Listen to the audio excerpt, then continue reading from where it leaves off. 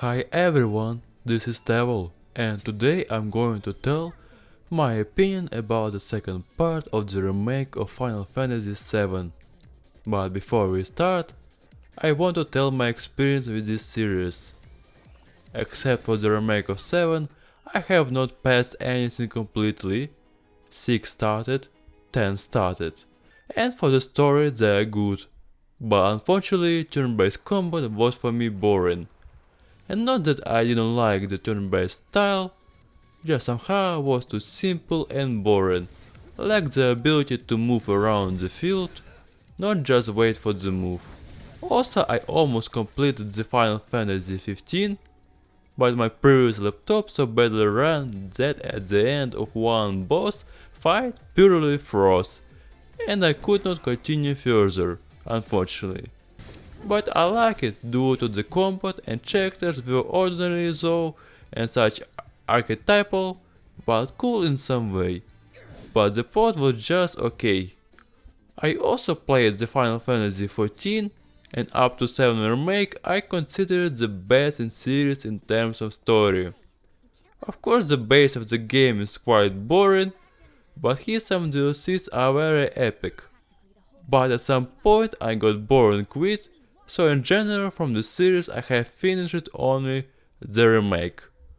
And now I'll move on to the second part of remake, and it's cool, but unfortunately there are also problems. Let's start with the plot. Here it is simple, Sephiroth is still alive and he is going to destroy the planet and we go in pursuit for him. Essentially such a road trip movie, everything's very simple, but at the same time very exciting, because I visit different planets, locations, constantly doing something, for example, participate in the parade, then go to the beach, then visit the Golden Saucer, aka Disneyland in this universe which is full of different entertainment, such as a date with one member of our team, namely it will be someone from the 3 characters. About this mechanic I will talk later. Also remake of Final Fantasy VII in general is very similar to the series Kingdom Hearts. And not for nothing it seems so, because they're the same and the creator of both series is the same. And how exactly are they similar? That their confusion is connected with timeline, different worlds, or how Nomura likes it.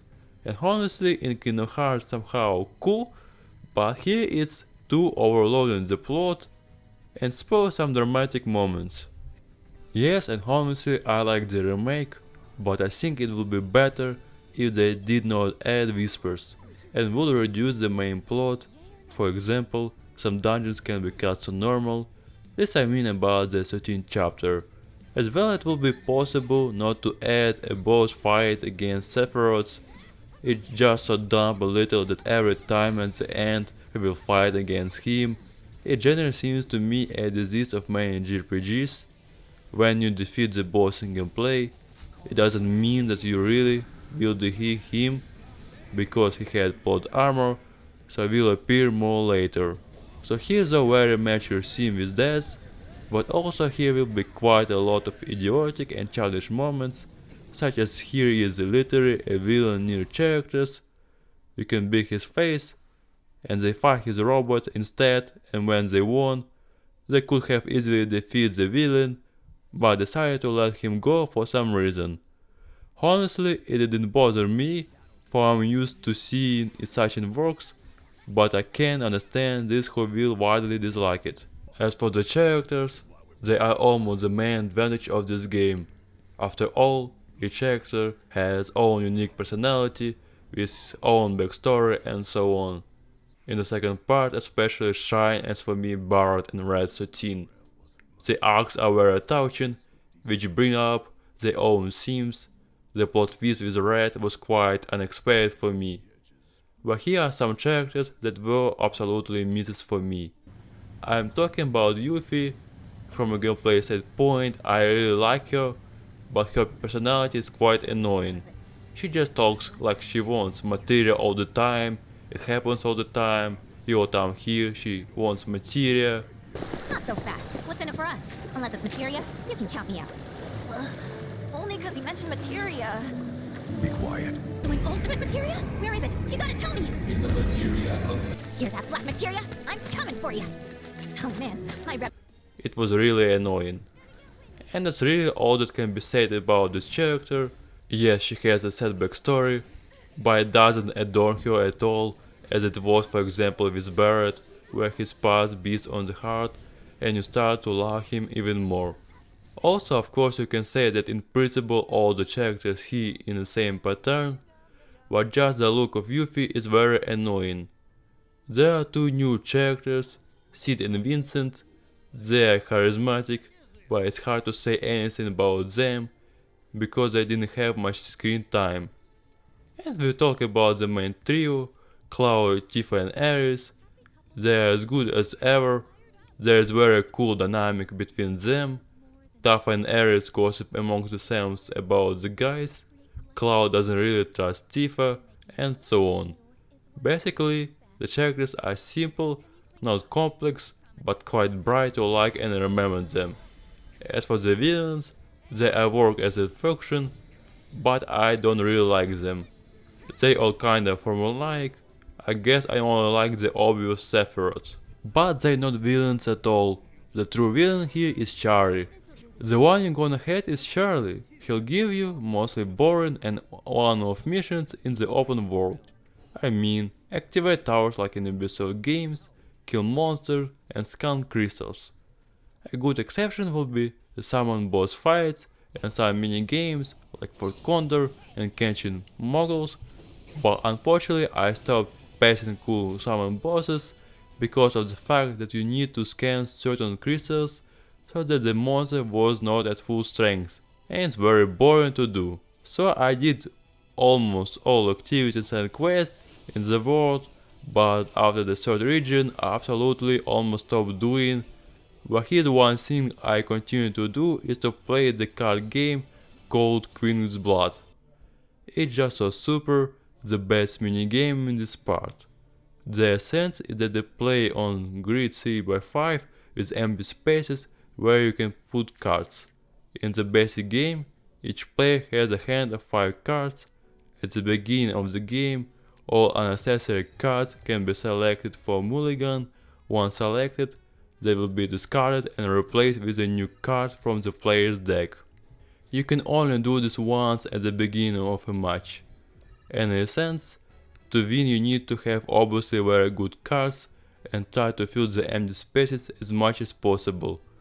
Also, this minigame has its own storyline. Though it's quite banal, they're just super evil villain, so if you don't like this minigame, that it's not worth it at all to pass for the sake of its plot. Also, there are other minigames, chocobo races, very vibe to play by different music, from pop to metal. Also there is a game of squatting with Tifa. Also there is a minigame where you are in the role of a frog and must not fall into the abyss. Also there are different QTA entertainment, like performing in parade. There's also for Condor, but it was better in the DLC presented, because in this part now when the timer ends, and if you cannot destroy the enemy, then you lose, and it's so unfair. It would be better if the winner is the one who has more health left at the bases. Also there is a fifth game where the responsiveness is such awful, so after the obligatory game in the main story, I didn't touch it anymore. The rest are pretty boring, like Space Battle, riding a motorcycle and others. Also forgot to tell about the mini game on the piano, and it's terrible. The thing is that they left these circuits for console controllers and it's very inconvenient to play on the keyboard, so inconvenient that I didn't touch this minigame anymore. The best thing about the game is combat system, and it's awesome. The best of it is that you need to pressure your opponent to stagger, and to do that you need to find a weakness in the enemy. The weakness could be to elemental damage such as fire, ice, lightning or wind. Or a weakness could be to cripple a body part such as a wing or head. Or it could be that it needs to be applied at a certain point. To find a weakness you can either experiment on your own or easily use a command to scan the enemy or enemies.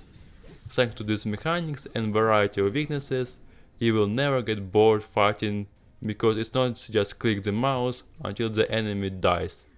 Here you need to apply tactics. Also here's a large variety of mobs. There's a worm which can swallow your partner or you. There are crabs which block nullify your damage, or enemy cactus which throw 1000 needles that is minus 1000 health to you.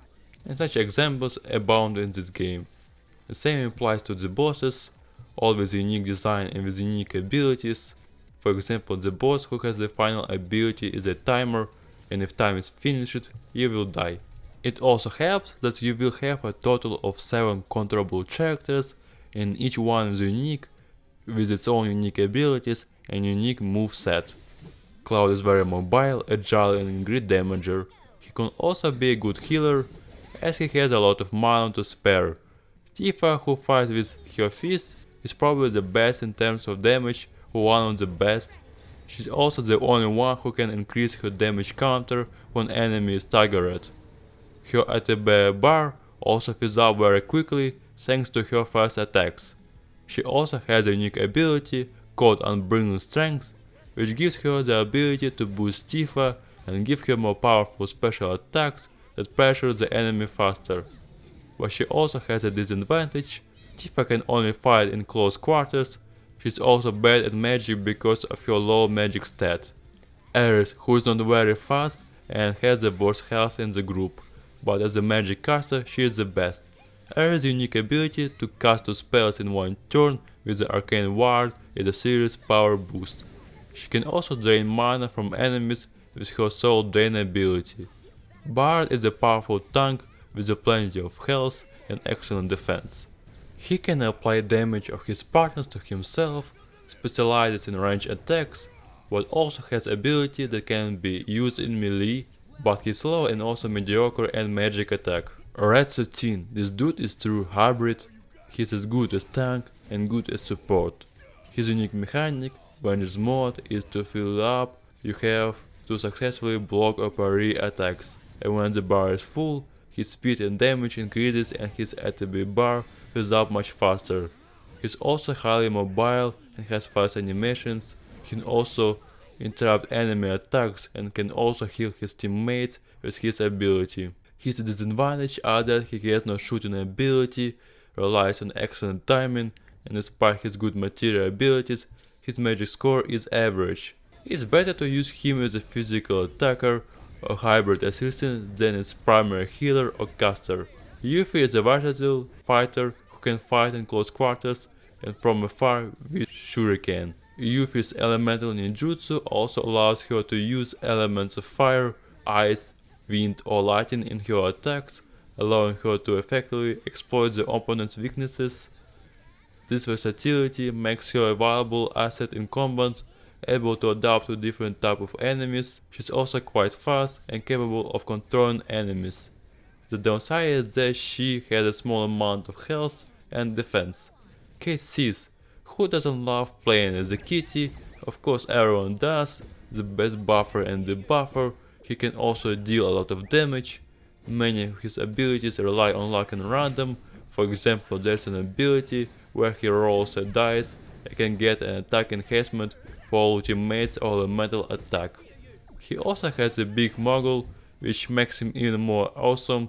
His weaknesses will be that he doesn't have much health.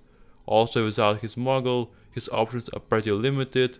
Also the randomness of luck-based abilities can lead to erratic results. Also, almost every character will have their own traverse mechanics. For example, Yuffie will be able to cling to a hook and fly over like Spider-Man, which is pretty cool. For the Kate case, you will have to throw boxes, and it sucks so much because it's not convenient to aim here, and even the game shows that you can hit, it doesn't mean that you'll be hit. The Japanese are the best as always with these perfect mini mechanics. Also in the second part of the remake there is a new mechanic, which was in the DLC to the first part, namely synergistic skills and abilities. There are real-time maneuvers that allow characters to perform coordinated actions during combat. With some will be very fast attacks, but with little damage, with some very long but with a lot of damage. I like this mechanic very much and also reminds me of another work Kingdom Hearts 2. There with the different characters could make cool combo attacks. Also under this mechanic there is a separate bar which is filled during the battle, and unique abilities can make mana infinite or increase the ATB bar by 3 cells or do a lot of damage to the enemy, for example. As well, the second installment introduced a new mechanic, the romance system. Final Fantasy VII Rebirth revolves around creating attachments to certain party members. The character with the highest score by chapter 12 will accompany Cloud during Gold Sorcerer's Day scenes, including the Loveless playthrough and Skyward Ride. If none of the characters have a high enough attachment score, Cloud will spend the evening with Cassis, Sid and Vincent. To increase attachment you need to do side quests. Each party member has corresponding side quests. Completing this quest, especially one high score, increases attachment to the character. In total there are over 35 side quests in the game, with each character having 7 special quests. It's also possible to boost in the same way with dialogue choices. Choosing answers that match the character's personality and preference can increase the infection. Also, boost can be done with synergistic attacks. There will be a total of 3 characters that can be romanced, namely Tifa, Iris and Yuffie. In general, as for me, this is almost the main highlight of this game, because who doesn't like to romance characters and keep your fingers to make it work.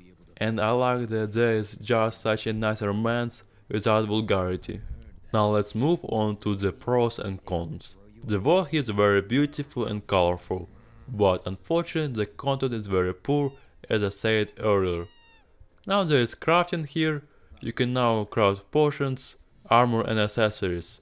Ingredients you will find easily while traveling around the world. Only this crafting is not really needed when the money is very easy to collect and you can just buy. But as bonus it's not bad. The progression system is now deeper.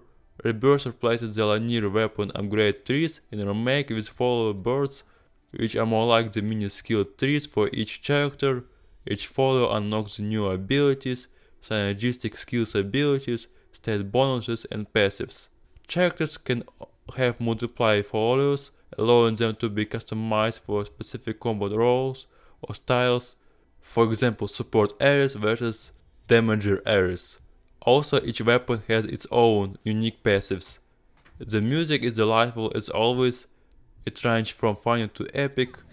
Looking for chests is not very interesting because there are mostly either potions or money. And even go somewhere for the sake of 1 or 2 chests, don't really want to allocate time for such a thing. The fact that you cannot jump when you want, but only when the game gives opportunity, it looks very clumsy and I would like the freedom of movement to be here. The final act is always Stevl with its continuous bosses with multi-phases. In the end, Final Fantasy VII Rebirth came out a very worthy sequel, which has cool characters, fascinating story and just incredible combat. But unfortunately, spoils everything a little bit of impressions of content in the open world and sometimes pacing. I believe that the game could be much smaller and in general linear without these huge empty locations. For me that will be much better. And so I will still wait for the third part, very much waiting when will be given to play for new characters. And how do you like this game? Write in the comments, give like and subscribe. Bye everybody.